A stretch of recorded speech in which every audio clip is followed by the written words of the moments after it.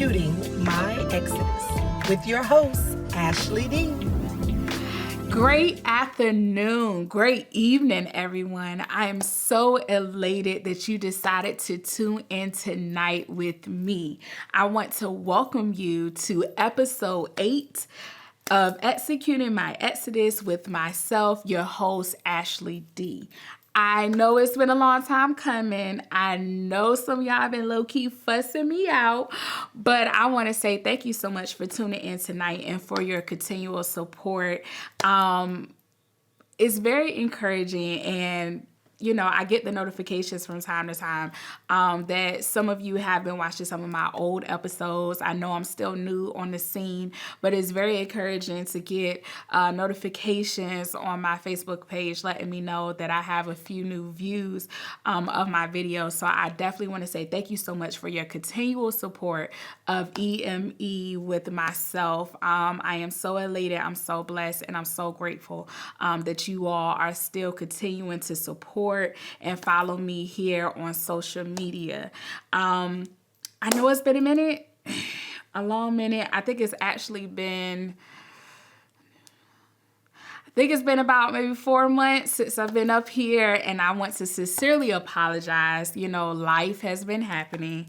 I think the last time that I posted my video, episode 7, I think that was like back in May sometime. It was right before I had went away for a couple of days on vacation, and as soon as I got back, I got COVID, which, mind you, I've had 2 parents to have COVID, nursed them back to health, never got it, but I ended up catching COVID this year, and I was down and out for like 2 weeks. You all know, I think the last time we talked, you all know I graduated. No more school, thank you, Lord. But I graduated with, I'm just going to say my last degree for now with my MDiv. So no more school, no more textbooks, no more papers, no more essays, none of that. So I'm grateful to God for that.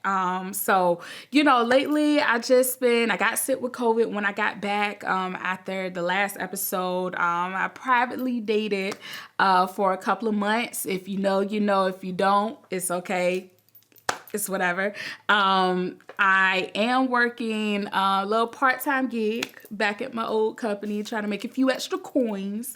So I'm doing that, and on top of still serving. I still serve at my church, my home church at Kingdom Love, as well as New Sawyers Creek in Camden. So I'm still doing what I do, working full-time, serving full-time, and this kind of got pushed to the back. But we're back.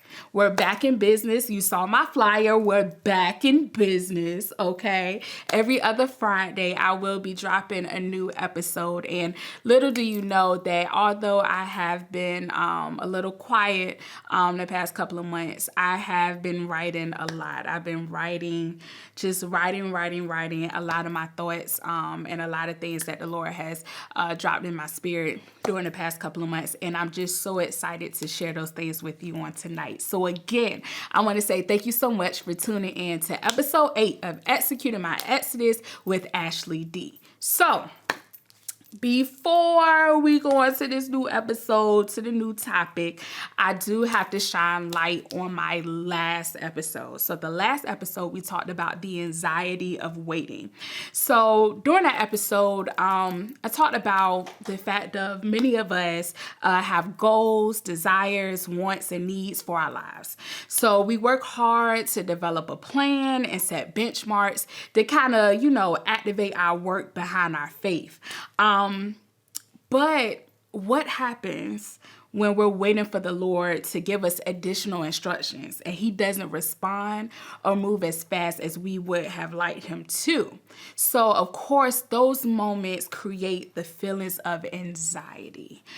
We have anxiety, we have fear, we have worry, we have doubt, we have all of these different feelings that begin to appear. And we begin to get a little impatient with God. And sometimes we make rash decisions that end up hurting us in the long run that we cannot take back. So we get so antsy, we get a little agitated that we can't figure out whether we even coming or going. So, it's all because the Lord hasn't moved on our time clock. And then we end up putting a time limit on him, not realizing his time is not our time. So we also talked about how anxiety, fear, worry, and doubt are all weapons of distraction that allows the adversary to keep us from experiencing the full and abundant life that God has specifically designed for us. So don't continue to pray and pick up anxiety, worry, fear, and doubt right after. Let the Lord do what he's going to do.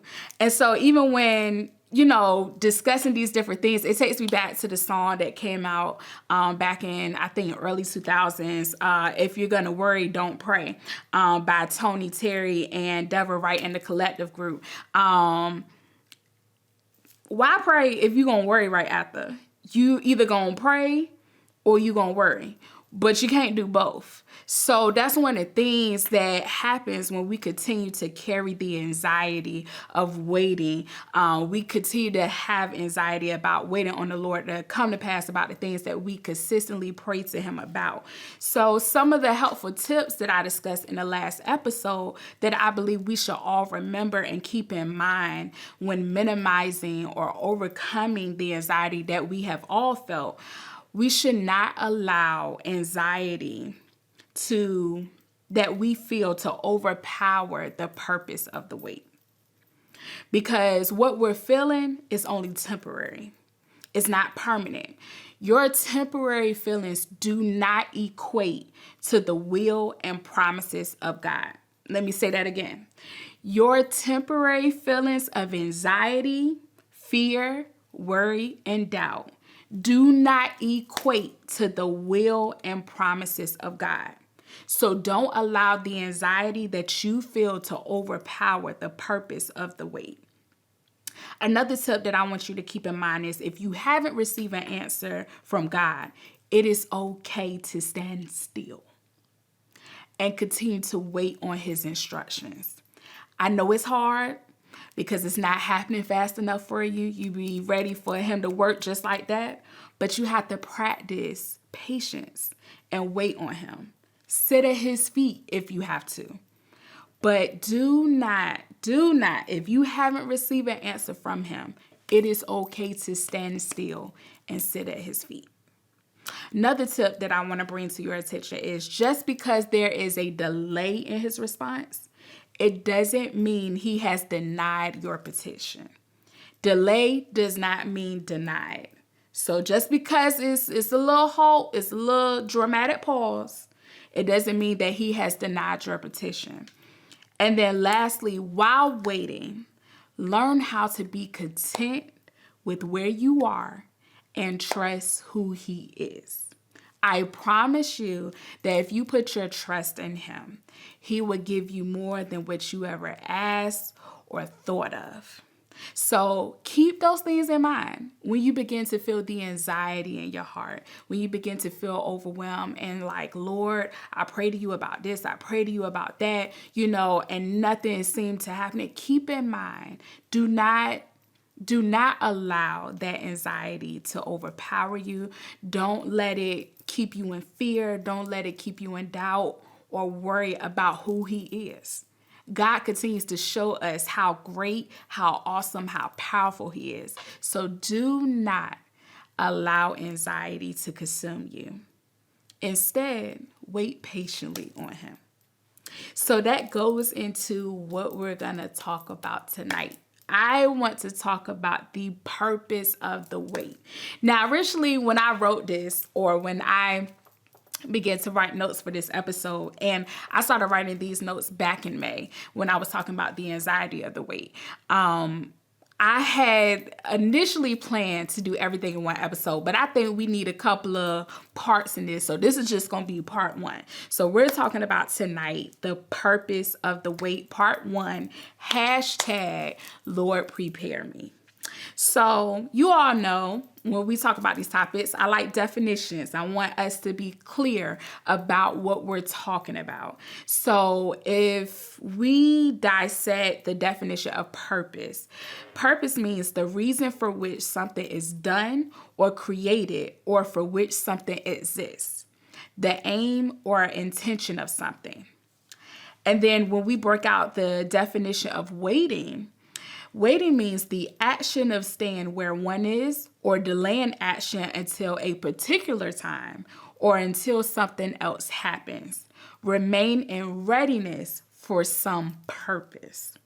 So, when you connect both of those definitions of purpose and waiting, you can bring together three phrases that I believe sums it up well. So when I think about the purpose of waiting, I think about an intentional delay, a premeditated pause, and a deliberate or calculated halt. Let me say that again. When I think about the purpose of waiting, I think about an intentional delay. That's one I want to say like my number one that I run to. A premeditated pause and a deliberate or calculated halt. So before we go into everything that I want to discuss tonight, I want to set the scene for you. So think about when you have a doctor's appointment. Okay. You know, a lot of us, we are pretty, up to date on making sure we schedule our annual appointments, make sure we get our physicals, our checkups. Ladies, we go to the GYN office to get our lady parts checked out. So you all know when we go to the doctor's office, listen, that wait, baby. Okay, they tell you to get there 15 minutes early just in case you need to update your insurance and pay your copay and all that jazz. And so, but it seems like you wait longer in the waiting room than when they actually call you back there and get into the room to talk about your ailments and your issues and all these different things. So just imagine right now, you're in the waiting room at the doctor's office. It's just like us when we're waiting on God to answer our prayers. We're sitting in the waiting room.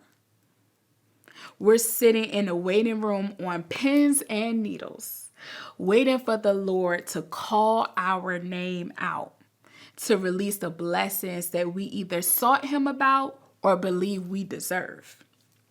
Now, unfortunately, while we're sitting on pins and needles, some of us are going through the anxiety of waiting, which is what we just talked about.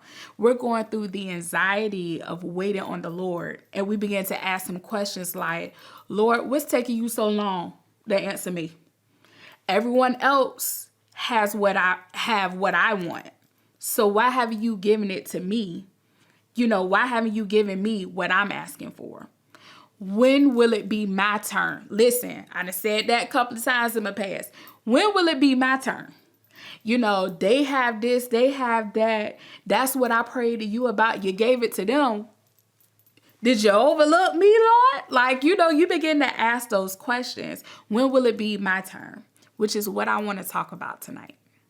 So, we're sitting in the waiting room. We feeling the anxiety because we're waiting on him. So it's a few questions that I want to ask you all tonight that I even had to ask myself. Because, we on this journey together. We're executing our exodus. I'm on this journey with y'all. I promise you I am.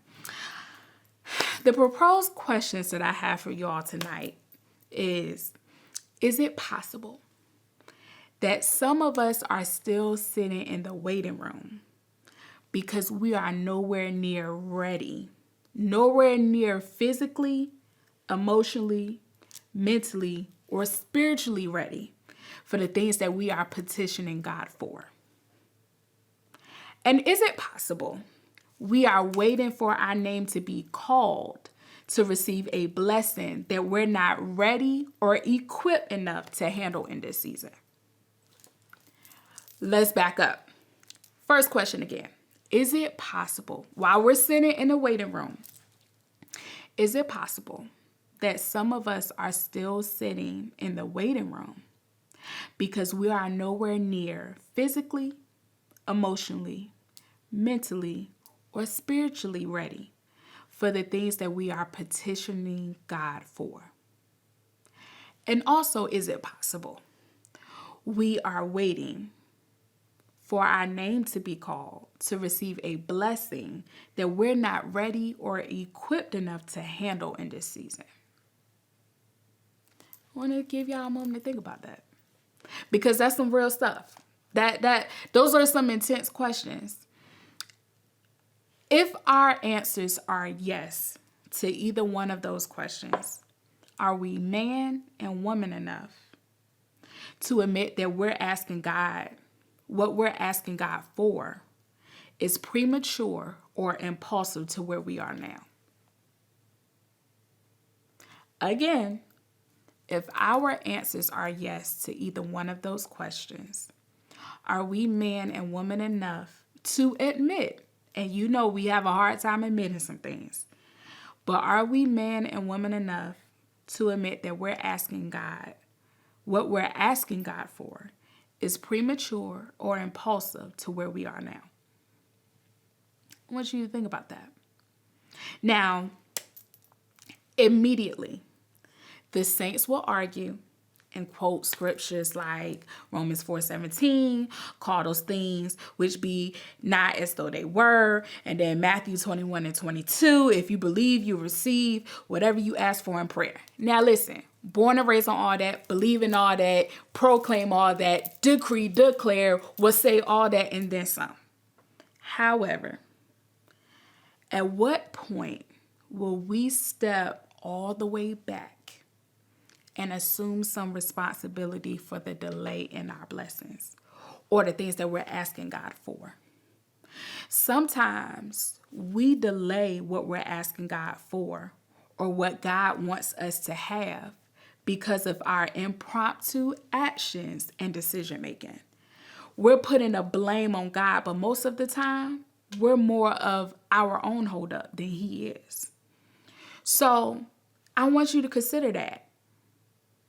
Could it be at some point or at one point will we take responsibility for the delay? Because sometimes it really is us. And I truly believe that God intentionally delays what we're asking Him for because He knows that we're not ready for it. And remember, God is omniscient, meaning that He's all-knowing. He's omnipotent. He's all-powerful. He's omnipresent. He's present everywhere at all times. He knows us better than we know ourselves. So God would not intentionally allow you to be exposed to things that you desire for prematurely. If He knows that you're not ready for it, He's not going to give it to you. He's going to look at you like, okay, I hear you, but you're not ready. You're not ready yet.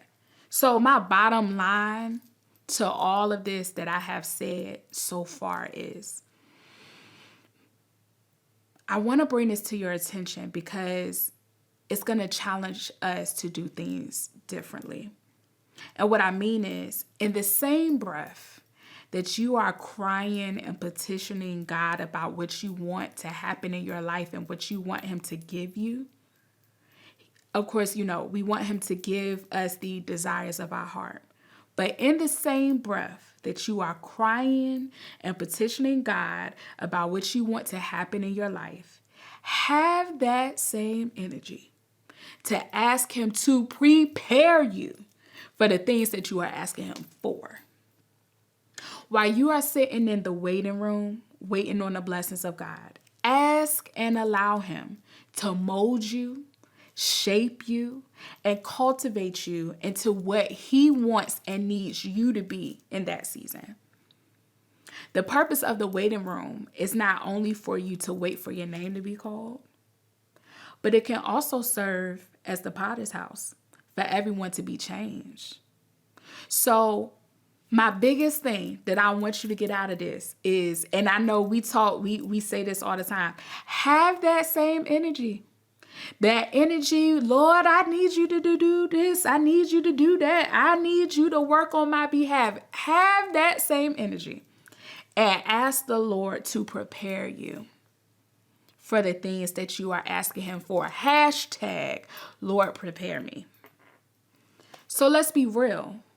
Most of the time, we think we're ready for a lot of transitions in our lives, to later learn that we weren't ready as much as we thought we were.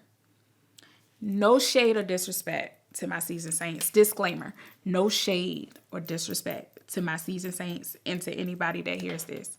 But it doesn't matter how old you are, how mature you are, what titles you have, or what degrees you have.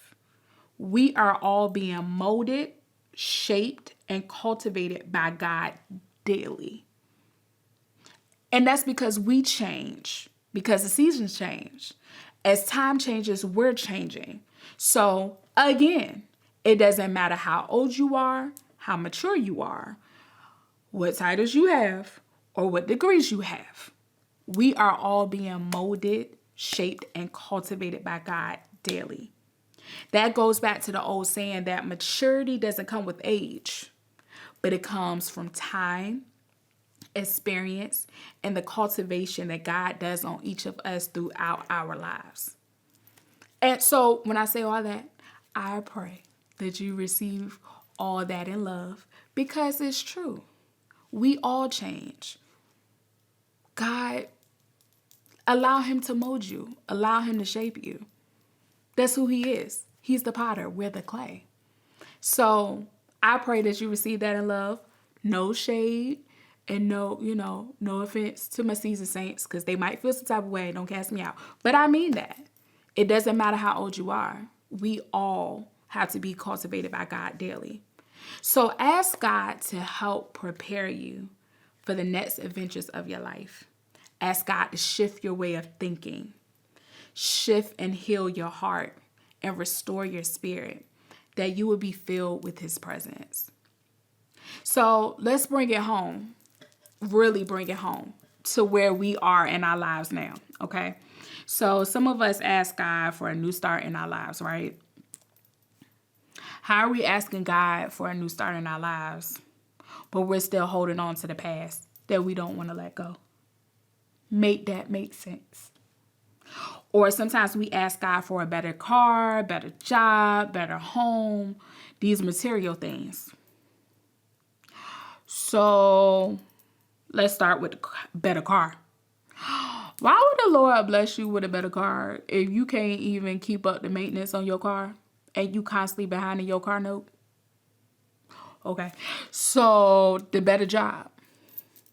Why would the Lord bless you with a better job when you always late to work or you get written up all the time? Make that make sense. Or let's talk about the home. Why would the Lord bless you with a nicer home or a better home when you can't keep your house clean or you behind in your rent and your mortgage payments? Make all that make sense. Come on now. Let's be real. Are we willing to be real on tonight? So we cannot continue to ask God for greater if we are not good stewards over what we have already. That goes back to the parable of the bags of gold back in Matthew chapter 25, verse 21, where it says, his Lord said unto him, well done, thou good and faithful servant. Thou hast been faithful over a few things.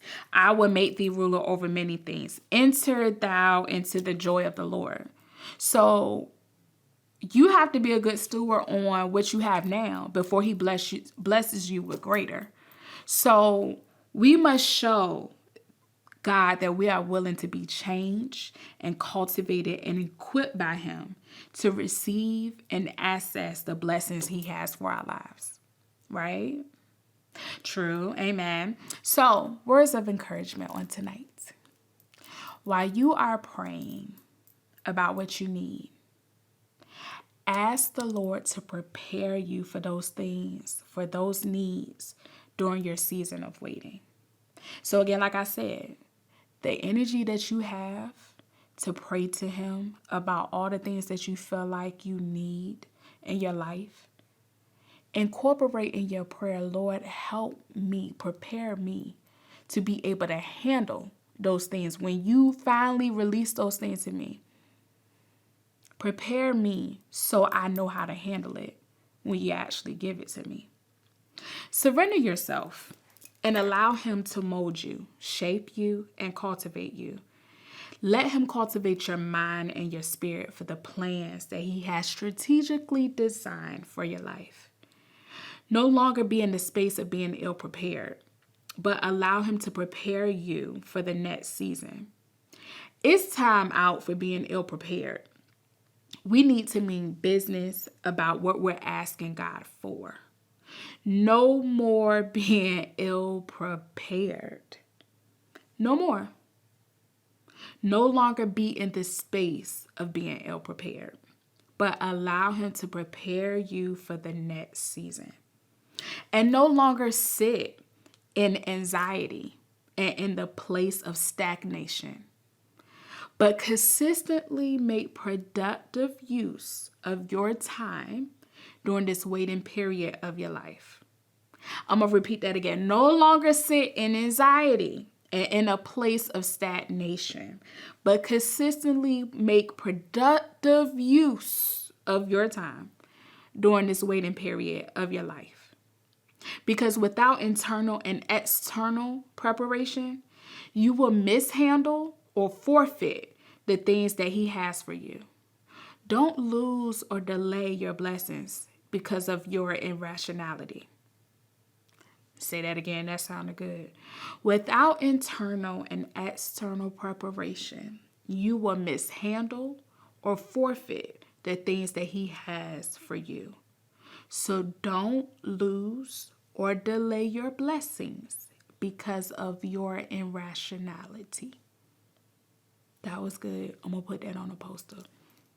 So I'm telling you all this stuff, and it's a lot. It's some things you heard before, but it also is some things that you probably need to hear again because I needed to hear again. So, I'm not going to tell you anything that I'm not going through myself or that I haven't challenged myself. So, I'm all for transparency, so let me be transparent.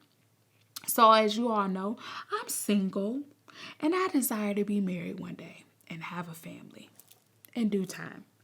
I'm now in that season of settling down, like really in that season. Like I'm slowing all the way down. Even though I still wear a lot of hats, I'm noticing the change of me slowing down and being ready to settle down.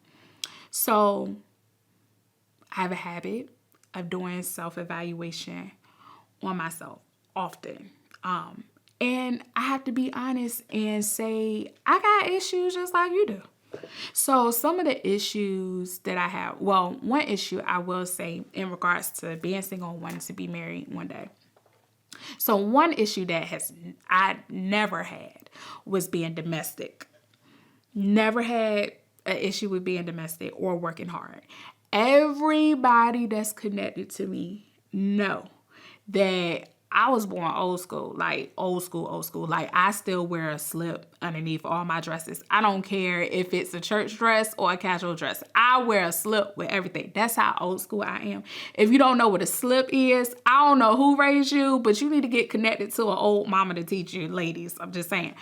But I'm old school. I was old school raised. So being domestic, it's never been a problem. So I am the one that cooks and cleans and, make sure you're taken care of. My mom has definitely been a great and phenomenal role model at that. Shout out to my mama, elect Lady Andrea Dickens. She's dope like that. But I've never had an issue with being domestic, and I never had an issue with working. Shout out to both of my parents on that because we believe in hard work all day. I've been called a Jamaican. I've been called a Mexican. I done juggled 3 jobs, working 7 days a week at one time. I'm about that life. I'm not about that life now, but I'm about that life. So I never had those issues. My issues have been, and this is me being transparent. One issue that I have is that I have a very strong and bold personality, right? Those who are connected to me know I have a strong and bold personality. My mouth can be unpleasant when feeling attacked, mistreated, or when I don't agree with something. I have to be honest, it hurts, but it's the truth. Another issue that I have is that I could be so independent that I have trouble being interdependent. I really do. Being independent like all my life. I do everything for myself. Not saying I don't want nobody to do anything for me, but when you've been doing it for so long, it's kind of hard to shift or come out of that. So that's another issue I have. My last issue, and I make sure I word this properly. I'm very tactful with words. So I unintentionally take a masculine stance when I feel my partner hasn't leveled up to the level of authority that I'm used to and or require in a relationship. I hope that sounded good. That was really good audio. I'm going to say it again because I know y'all like that.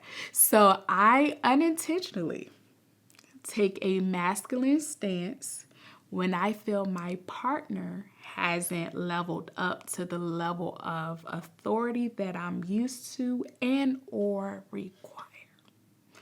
And that can be a major turnoff to a lot of men. That along with my other two issues. It's just the truth. I'm going to be honest. It's not always their fault. I wouldn't always put the blame on them. I have to share in some of those, responsibilities and some of the blame. I know those are things that I struggle with. So, what some of my resolutions have been? I had to proactively learn how to be more humble, not respond to everything, and be more active in listening to what is being said to me. Okay? It's one thing that I had to do that I'm still constantly doing. I'm learning how to be more gentle, sweet, and soft. As I was created to be, women, we are created to be that. So that means I kind of had to take the superwoman cape off. I'm used to having that cape on, that I wear often to be there for anybody and everybody that's connected to me. That's just who I am. So I've been working extremely hard to be more submissive, to leadership and not to try to question everything. So I've gotten to the place where I have more faith in who is leading me and trusting God to do the rest. This is hard, especially when I'm a boss in my world. Like, I've always been a boss in my world. So, but I'm learning how to do that. That's a daily task I'm learning how to do. And then I also had to learn how to shift some of the responsibility and weight over to the one who I was in relationship or friendship with. I had to stop trying to fill in the voids or fill in the spaces and carry all the weights, but share them and or release it to them. So those are some of the things that I've had to do in this season or for a little while now. And for me personally, I'm going to tell you when I stopped. I stopped praying for the Lord to send me a husband and build a family. I want to say I stopped all of that maybe I'm 31 now. So I'm going to say about 4 years ago, I stopped doing all of that. My prayer has always been, Lord, prepare me for those things when it actually comes. And I've been totally okay with that. Lord, prepare me. Cultivate me. If there is something that I'm not doing or there's something I'm doing wrong, bring it to my attention so I know how to fix it. That's why I constantly do self-evaluations. I was just accused that I critique everything in my life, and I believe you should. I believe you should critique everything in your life and everything that you're connected to, because that's the only way you can become better. That keeps you from being stagnant. So you should always critique if you want to improve and do better in your life. You can't stay in the same space all the time. So I say all that to say too, like I said to you all, I want to settle down. I want to get married. I want to have a family. But I also had to take into consideration too, like some of you don't know, I have 2 godchildren. I have, and they're both boys, not girls, but they're boys. I have one that just turned 13 and the other one I believe is 7. Don't kick my butt if I'm wrong. But I have 2 boys. And so I'm currently working, especially now that I'm out of school and I'm starting to slow down a little bit and change my schedule. But I'm currently working on repairing and making those relationships better, because I feel like, how dare I ask God for a husband, or for kids. And I don't even take care of the ones that I'm responsible for now, just in God children. I can't ask him for something that, like, if I'm not being a good steward over what I have now, how is he going to bless me with greater? So how dare I ask God to open my womb for kids when it's time and I'm not a good guardian over the ones I am responsible for now? That's being real. That's real talk. So I'm doing better trying to rebuild and repair those relationships. I've been absent. And especially my oldest one, the 13-year-old, I was absent for a little while because I was going to school. And not saying, I was better and better life for myself, but I'm repairing that, proactively repairing that. So like I said before, earlier, you can't ask God for something and you're being a horrible steward over what you have now, what he's already blessed you with. You have to be faithful over the little so he can give you much. So I am consistently asking God to shift and renew my mind, my heart, and my spirit to be better than I've been before. It's through that the Lord is preparing me for the children I will have one day. My relationship that I'm having with my godchildren is through them that's going to help me prepare. By the time I have kids, I have a little skin in the game. You know what I'm saying? And know how to love and nurture and take care of them because of how I take care of the godchildren, the 2 boys that I have now. That's real talk. Are we willing to be that honest with ourselves and really, pull ourselves to the carpet and say, Dad, I do need to do better. I'm telling y'all my business. Listen, I don't have a problem. That's why I can't nobody hold nothing over my head because I have no problem being transparent. But that's some real talk for me. So also, serving my parents like I do, especially my father. So my father is like, he's my father. He's that. But he's more like my kid now. We switch roles. I tell anybody, if you really ask me if I got kids besides my god kids, if you ask me if I have kids, I tell you I have 2 grown adults that are kids. My parents, Bishop and Elect Lady, are my children. Spend my money. All that, like my children. But anyway, serving my parents like I do, especially my father, continues to teach me how to serve, submit, and humble myself to the husband that I will have one day. You know what I'm saying? Like I tell you all, I'm domestic. So my dad is served well. Get on my nerves, but serve well. He never goes without. He'll tell you that. He never goes without. I make sure he has. Anybody that come to my house know if you are a man, you're going to eat on a plate. You're going to eat with real silverware and a glass. No paper plates in this month. Nope. You get served. And it's through my servitude to him that I know that I will be able to serve my husband well when he comes. So, with all that being said, I am grateful for the intentional delay because the Lord has been preparing me and cultivating me for those moments to come. So I want to encourage you all that while you're praying and petitioning God for the things that you want or desire in your life, have the same energy and ask him to prepare you for those things when they come. You don't want to be ill-prepared. You don't want to forfeit, and you don't want to mishandle those blessings when they come your way. So instead of constantly bombarding him with all the things that you feel like you need in your life, how about flipping the script and asking him to prepare you? # Lord, prepare me. And it takes me back to the old school song, we still singing in worship. Lord, prepare me to be a sanctuary, pure and holy, tried and true. With thanksgiving, I will be a living sanctuary for you. Those songs we sung when I was a kid, but those songs hit differently now when you're an adult and you've been through some stuff. Lord, prepare me to be what you desire for me to be in this season. Lord, prepare me to be better and greater than where I am now. Lord, prepare me to be the man and the woman of God that you desire me to be. So I want to encourage you and challenge you, men and women of God, to allow the Lord to prepare you, allow him to mold you, to shape you, to cultivate you, to be the best you that you could ever be. The purpose of waiting is to be cultivated, is to be prepared. No longer will we be ill-prepared, but we will be better than we were before. So tonight, again, I want to say thank you.